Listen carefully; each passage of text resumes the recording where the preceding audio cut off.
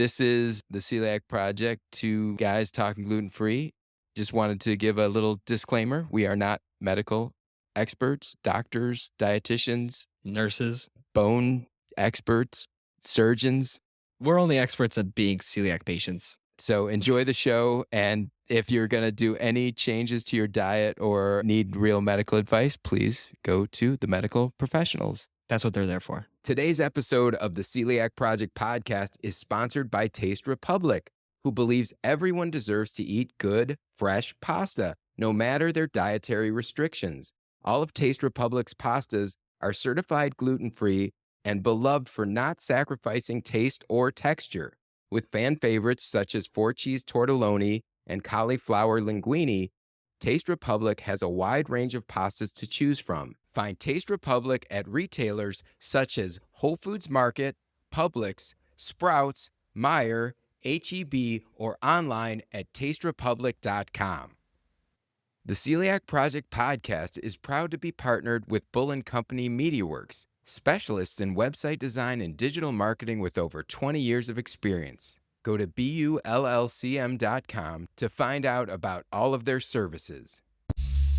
You found the Celiac Project podcast, two guys talking gluten-free. I'm Mike. And I'm Cam. And what are we talking about on today's podcast, Cam? I've gone on another road trip. Yeah, Asheville, North Carolina, and the surrounding areas. An amazing gluten-free adventure. You don't want to miss this one. Let's get to the show. Sounds good.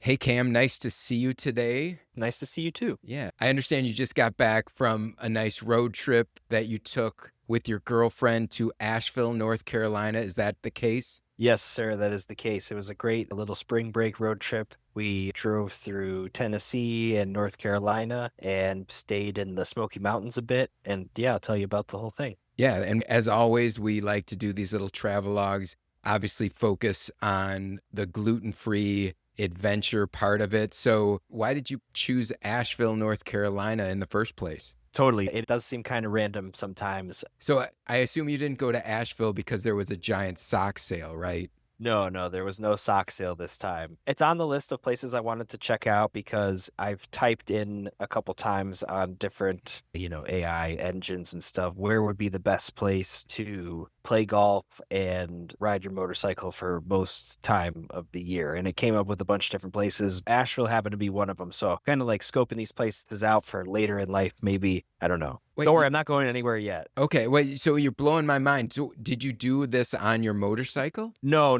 I just wanted to find areas that would be good for that. And then also, like for me, I've been searching for different places. There was actually New Mexico was also on the list, and that was originally where we were going to maybe drive to. But then after looking at the logistics, the drive just was going to be too long. We were going to need to account for an extra day of travel on both ends, and the timing wasn't going to work because this trip even actually got cut shorter than we originally planned. It ended up being a Sunday to a Thursday, so we really jammed everything in. But yeah, that's how I picked it. It was so a little bit random, but I just want to check out spots that would be spots I would maybe want to live later, and then I'd go there on vacation. That's really cool. So you're trying on things for size. So I have a question for you. So you said you put in motorcycles, golf. Do you also put in good gluten-free food?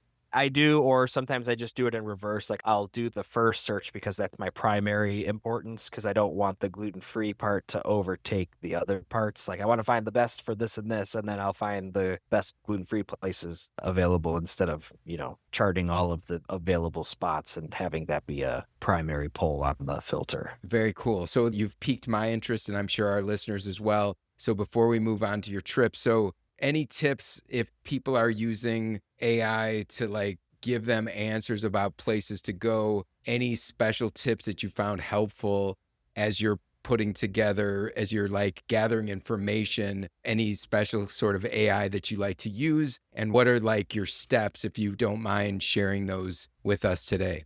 Sure. Honestly, it's really as simple as I said. I just typed in where would be the best place to live in the United States if I wanted to ride my motorcycle and golf for as much of the year as possible. And then I think, maybe it spit something out, but then I said but also they're fun roads to ride because maybe it will be too literal and give you a place where you can do those things a ton of the time of the year, but none of the places are good, or high ranking for that or something. So Myrtle Beach came up too, but Asheville was one, and there was Arizona. There was a spot. I think it was Flagstaff, and then there's a couple other spots. So I have a couple places to check out, and like also I always think Golden, Colorado fits that criteria a little bit. I actually though don't know the golf scene over there. I just know motorcycle wise it'd be great and gluten free because of Holidaily. Okay. Yeah, that's really cool. And do you use Chat GPT or a different what's I your use all of them. I like Gemini a lot because that one on my phone is the one that I go to. I like Grok a lot too because it searches forums and the internet. It's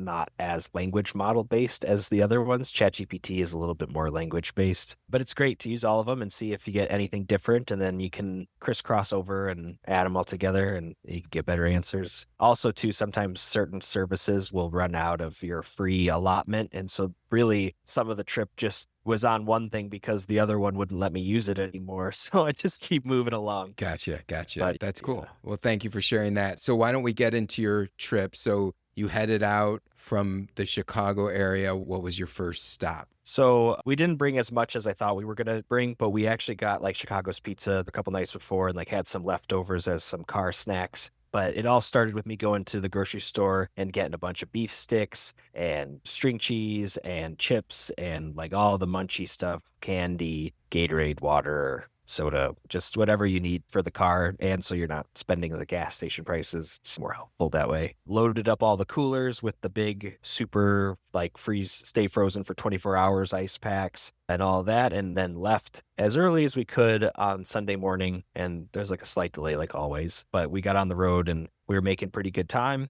We ended up not stopping for lunch, so there's no gluten-free stories until we got all the way to Asheville. And I'm going to just double check to make sure. Yeah, okay, it was technically in Asheville because sometimes some of the towns are on the border. So like I'm saying we're in Asheville and we might be like one little bit over or something. But we went to Juanchos Fonda and it was this amazing Colombian restaurant. And, I've talked a lot about different South American foods that I like. And Venezuelan's one of them, and Colombian is not one of the ones that I have accessible all the time. So it was nice to have this as a new experience. A lot of the food is very similar. They just do it in a slightly different way. So that was also comforting because it was like what I kind of was expecting to. And I started with this chorizo, but not chorizo where it was like not in the casing. They cooked it like a sausage and then sliced it. And it was like a chorizo tostone. Do you know what a tostone is? It's like a sandwich, right? Well, it can be made into a sandwich, but it's like a not ripe plantain. Oh, the right, more on right, the, right. Yes. and then they smash it like a pancake. But they have though like a sandwich that you're talking about where it's like tostones are the Right, bun, right. basically. Yes. So it was this awesome like it was a tostone and it had these sliced chorizo on it and avocado sauce and a salsa. And I'll show you and we'll get the listeners to be able to see too. Oh, that looks amazing. Yeah, it was Yeah. crazy. So it was really good and got carne and fries and plantains and all sorts of good stuff. And they had my favorite drink, the caipirinha, even though that's the national drink of Brazil. And that's another South American cuisine I like. They had it here at this Colombian restaurant. So I was very happy. And it was just a great atmosphere too. They had a really cool bar and how it was all lit and wood. And it just was like a quaint, cozy, but very like, I don't know, not interactive, but there's so much stuff going on the walls and it all fit. It didn't look messy or anything like that. Cool. So there was a wall of sombreros. There was just not what you would think as a traditional like chips and salsa sombrero, not like mariachi sombrero, like more like the white hat, like a Okay. classic. That sounds really cool. And can you describe that drink to people who don't know about it? Oh yeah, the caipirinha. And thank you, Anthony Bourdain, for teaching me about this. It's muddled sugar and limes and a rum that is from sugarcane called cachaça. So it was one of the original cocktail drinks that like kind of got me into cocktails at all, like why I like would find it cool or interesting. Sounds super refreshing, delicious. I'm ready for one right now. Oh, definitely, definitely. And yeah, and everything was awesome. And what made the experience even better though was our server was very on top of everything. He took such good care of us. He was super sweet and warm. And then later on, he apologized to us because he's like, I'm the owner. Normally I wouldn't be serving. And I was like, I didn't say it like this, but I was like, dude, you don't need to feel bad. If anything, it's more endearing. I think you're even cooler now that I found out you're the owner and you didn't have any airs about you and you were a server and you're getting things done. And to be honest, probably the best server there if you think about it. So it was really awesome and a really nice experience. And I talked to him a little bit about, I was like, so why are you gluten free? Or like, what made you think about this? He's like, I knew there was a need for it. And I knew that it's kind of light here on the gluten free because it's dedicated. It was a Oh, wow. dedicated Okay. That restaurant. was my next question. So that's Yes, really awesome. Okay. yeah, I forgot to mention that. So it was a dedicated gluten-free restaurant. The only thing they're like some of the other ones, they have a bar with regular beer. Yeah. So that's something to note. And actually, there is one thing that I did forget to ask them. There was one item that said like either beer battered or beer marinated. And I'm wondering if they use a gluten-free beer for that because the menu was all gluten-free. So I would assume, but I just never asked. I didn't order that though either. So I would, I guess, always ask. But yeah, I would assume it is. But so anyway, great experience. And then he was telling me that he said about 80% of the people that go there, at least one person in the group needs gluten-free so that he understands that there is a major, I don't know if it's necessarily celiac, but I would assume it is, but like reasons that people need to eat gluten-free and that's why they go there. That's awesome. And great that the server ended up being the owner and you could get extra insights into why he started a place that's, dedicated gluten-free. And it sounds also, Cam, like it's one of those places that if you weren't eating gluten-free, you wouldn't even notice the food is good and it just tastes good. And he did mention that too, I think. I don't believe that there was like any outward gluten-free marketing. Nobody would know unless you knew. Right. So it was very cool like that. Say the name again. Wanchos Fonda. Okay, sounds great. So you started, that was, like you said, you went all the way to Asheville from Chicago. How long did that take you to get basically to the Asheville area from Chicago? Let's see here. I think it was just about 10 hours, I think.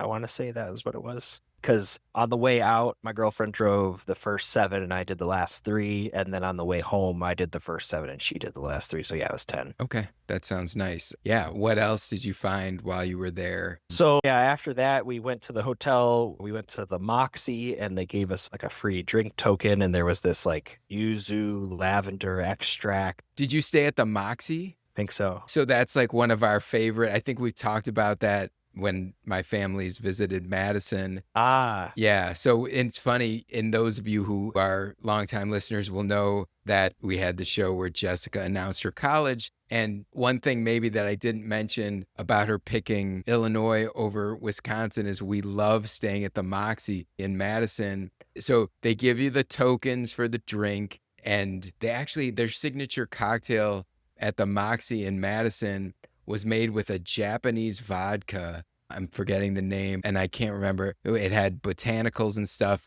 It might actually be the same drink. Yeah, I'm sure. So what was the drink? With cranberry and stuff, right? Oh, no, different drink. Okay. All right. So yeah, this one had yuzu lavender and it was like. Oh, no, I think that's the drink. That is what it was? Yeah, Okay. yeah, that must be the Moxie drink. I'm so Okay, excited you stayed. Was that your first time at a Moxie? Here, I found it. Yes, it was the first time at a Moxie, and it was the Moxie Lowball with Haku vodka, club soda, local yuzu lavender essence. 100% same drink. That must be their thing. And the one in Madison, my daughter Melanie and I love to play. Like they had a video game thing with like Donkey Kong and stuff. It's a fun place. It's rock and roll style. It's just fun. Now when we're going somewhere, Cam, I look for a Moxie and it's good to know that there's one by Asheville. Yeah, definitely. And it was great. I will say though, getting your bags inside is a little bit difficult. And why was that? Well, like, you know how normally you get a cart, like if you have a lot of stuff, and if you don't come in the front, if you park your car, you have to carry your stuff downstairs or like down like 6 steps before you can get a cart. So you still got to bring all your stuff inside, Okay. like one at a time. But yeah, that's Gotcha. really The Madison one's a little different, but yeah, fun place to stay, getting the little free drink. It's got like really youthful energy there. It's a fun place.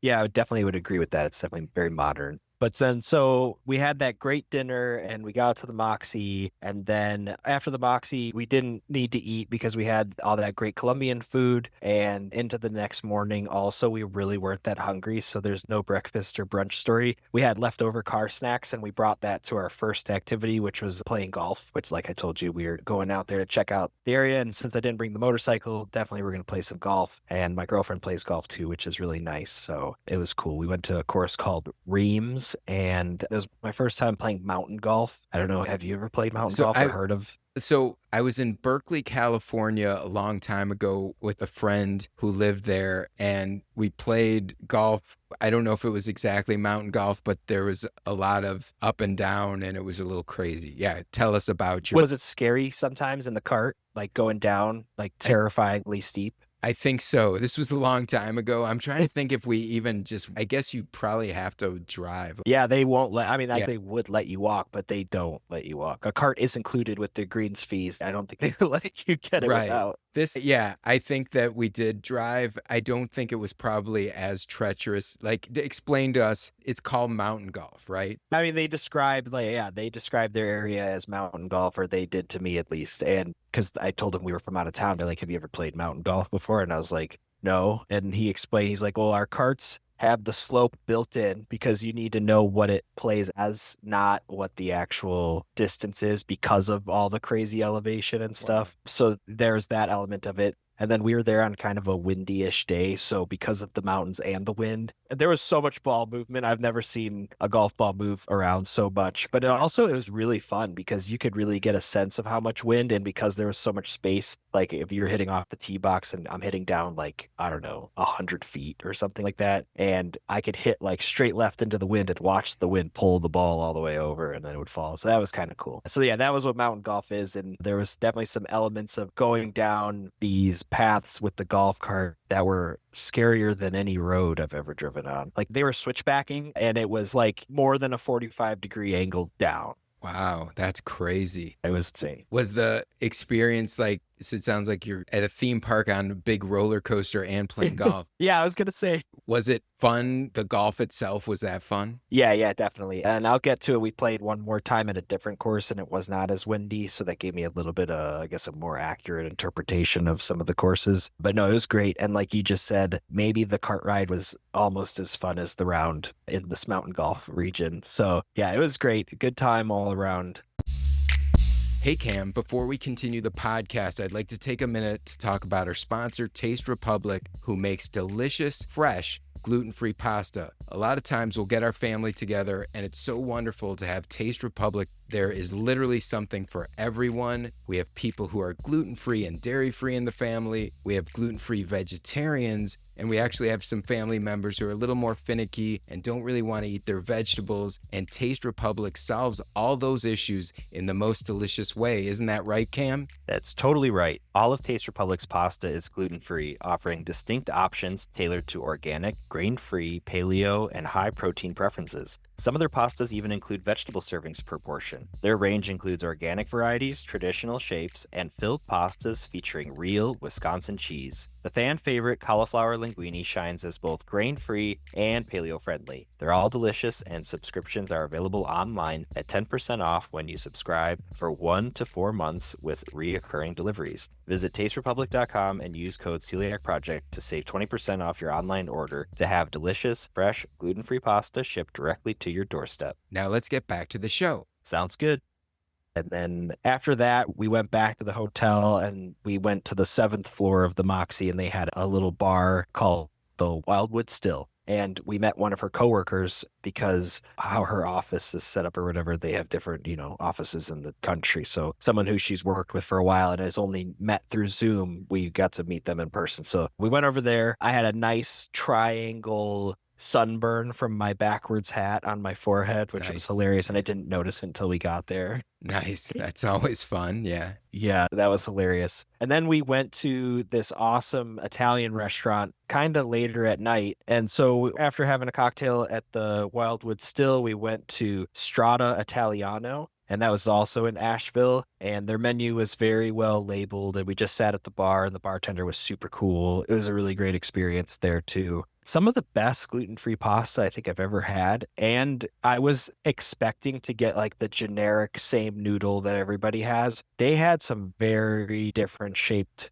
noodle. I don't even remember what this was. It was closer to a mostaccioli, but it was like a spirally thicker one. I don't remember what that one's called. Oh, lovely. Yes. So Strada Italiano. Strada Italiano. And so we got this. It was like a short rib pasta meat sauce. I don't even remember what they called it, but it was so good. And then I also got a Is it chicken piccata? Is that the one with the risotto? The chicken piccata usually has like capers, I think, and Yeah. lemon kind of thing. Yeah. I think that's what this was. Oh, lovely. Yeah, there I see the capers. And Yeah, so we got chicken piccata and that, and then we split it. And then I feel like I got dessert there too, but oh yeah, I did. I got ice cream with like a shot of espresso on oh, it. beautiful. It was a great way to end the Italiano Strada experience. So Nice. already off to a great start, clearly. Yeah, yeah. Sounds wonderful. And you said like some of the best pasta you've had. So you found out these places mostly, I'm guessing, through research online or using the Find Me Gluten-Free app, that kind of thing. Yeah, exactly. Strata had like 62 reviews. And then, like I said, the other place was marked dedicated gluten free. So those were like easy go tos. And they were not far from where we were at the time. So it also worked out with the convenience. Can't go wrong. Very nice. So the next day, it was a little bit more low key, no golf. We went to Lexington Glassworks, and they have all sorts of glass blowing that they're doing live, like a huge, really cool, clean, beautiful studio. And then the whole front is a showcase, and they have all sorts of things that are smaller that have price tags that you can buy. And they have a bunch of larger things that do not have price tags that you can also buy, but you don't want to know how much they cost.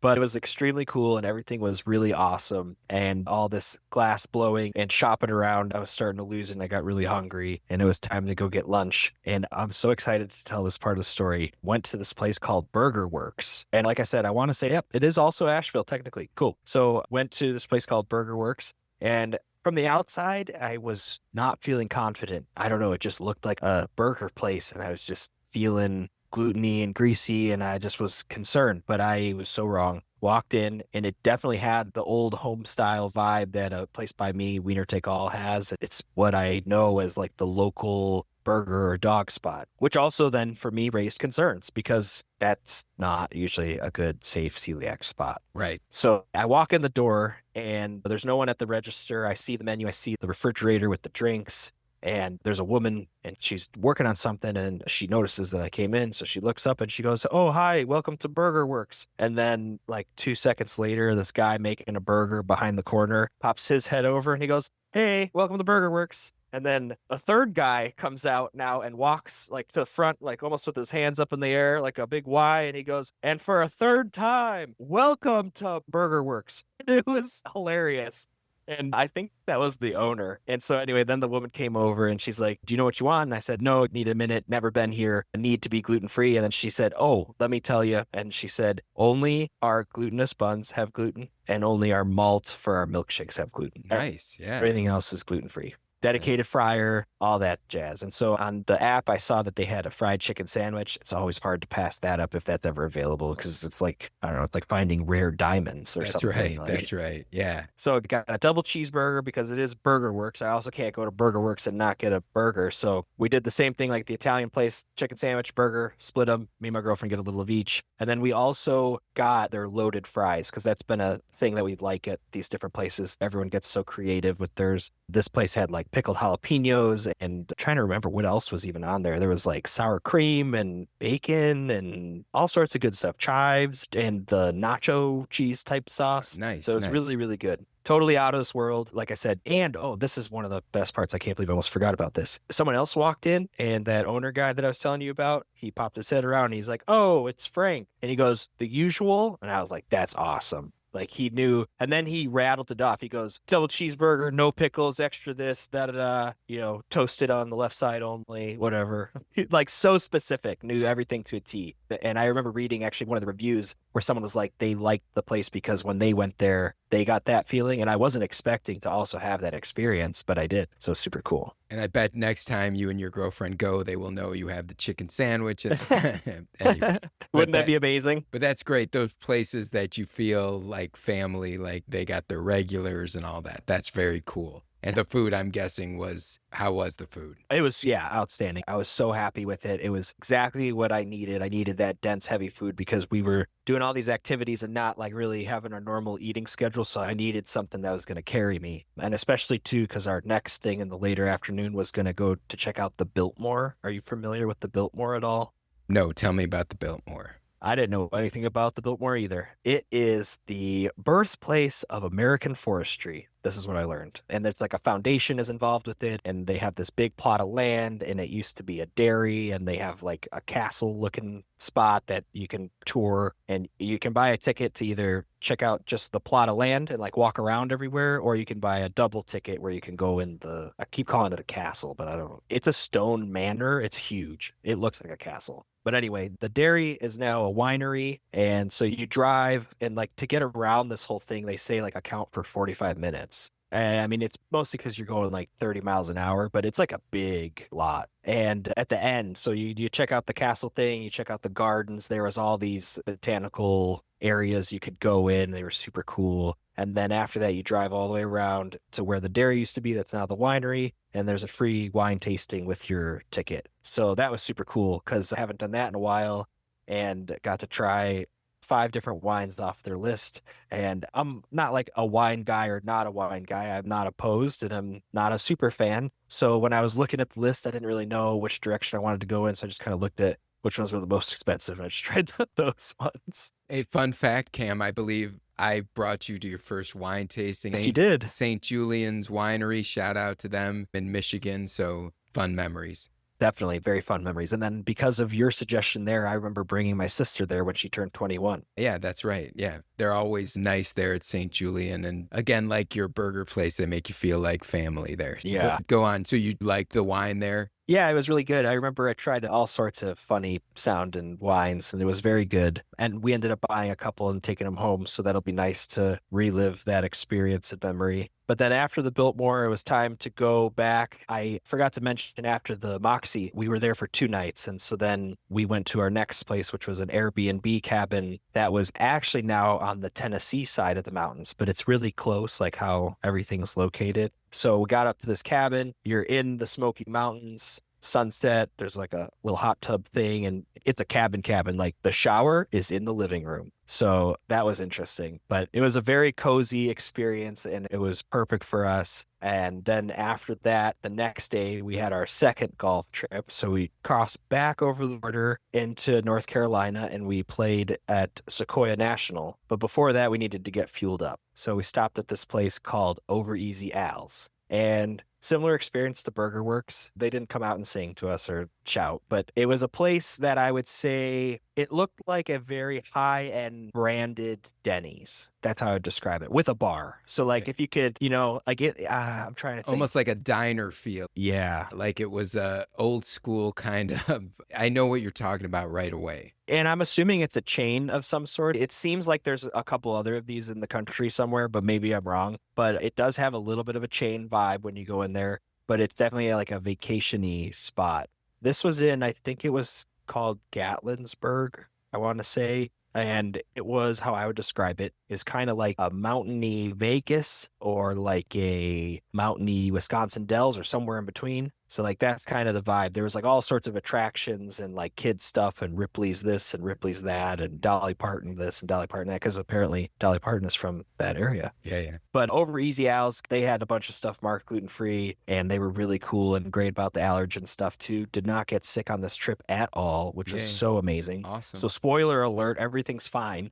That's great. That's the best kind of trip, right, Cam? Yeah, totally. And we got this, they called it like the Hungry Hog or something along those lines. And it was like fresh barbecue pulled pork, scrambled eggs, breakfast potatoes, like the QB style, melted cheddar cheese and caramelized onions. And it comes with a giant side of sausage gravy, all gluten-free. Oh, that's amazing. That's like my kind of food. Yeah, I love that. Totally. And so what I did, and I forgot, there's one more addition. My girlfriend always adds hollandaise. Whenever we're getting anything at breakfast, she's like, do you guys have hollandaise? And is it gluten-free? She orders it. So what we do is we pull all the pulled pork to the one side and you do the sausage gravy there. And then you leave the eggs and the potato and the cheese and you do the hollandaise on that side. Nice. Yeah. So obviously loaded up now calorie wise. And so it's time to go hit Sequoia National, which is another very cool golf course. And it's on Native American reservation land, hence the name. And it's just awesome. They have a casino there too. And the staff was super friendly. And the course was even better than Reams.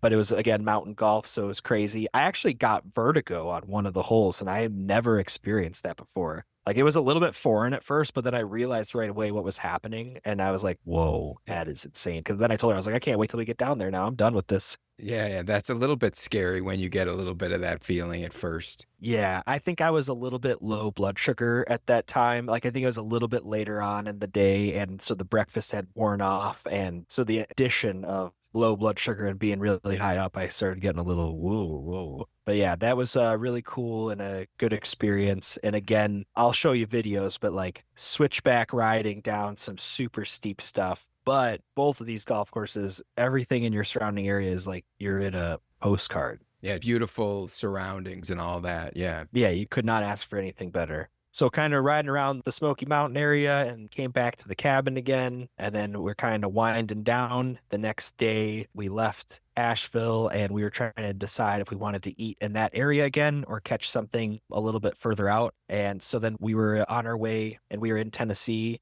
and we stopped at a place called the Humble Hog. And this place was in Knoxville, Tennessee. And Knoxville was very cool too. Didn't really spend that much time there, but just driving through. And the Humble Hog was on another, like, I don't want to call it touristy, but it's definitely like, feels like that, or at least, you know, where the town is happening. We found out there was a music thing going on, so it was touristy when we were there. But the Humble Hog, on their menu, it says our whole menu is designed to be gluten-free with the exception of our sandwich buns, which can be substituted for gluten-free buns, but they otherwise don't label it or market it anywhere. And also had a really cool conversation with one of the managers that worked there about that, because he had thought about like, hey, should I put the gluten-free on the sign outside? And then thought, nah, I shouldn't do that. And then we were talking about like how you can put secret code word in there. Like I was like, maybe if you put like at the bottom in small letters like celiac safe or something, like that will get through to the people that need to know. But then a passerby or will see celiac and think nothing of it. But anyway, that's for you listeners to help think about and let us know what you come up with. But Humble Hog, amazing food experience. I had an awesome bartender and like explained all the stuff to us. There was fried pickles and mac and cheese with brisket on it and pork and a banana pudding with gluten-free banana bread in it and marshmallow fluff that they toasted on the top. It was insane.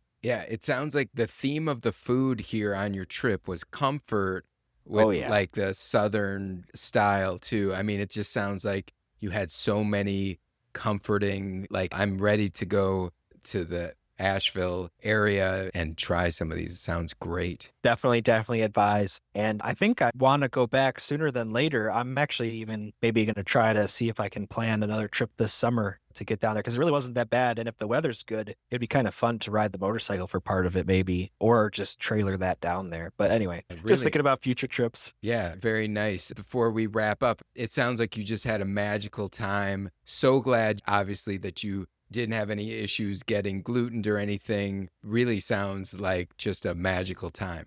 Yeah, it was perfect. It really was. So I definitely advise to go check out Asheville. They got a lot of great gluten-free spots, and it looked like Knoxville was also a good area to check out. Yeah, and I'm having memories. I know I've gone to that area as a kid with my parents, and I've been to parts of Tennessee as an adult, but North Carolina, not as much. So definitely, I'm a believer. I'd love to head down there as well. And thank you for sharing this wonderful adventure of yours. It was so much fun hearing all your tales of delicious food, fun mountain golf. Now, you also made me want to play mountain golf. But first, I got to play some regular golf. Yeah, I'm going to get you out there. Yes, this has been so much fun. Thanks, everyone, for listening, and we will see you next time. Sounds good. See ya.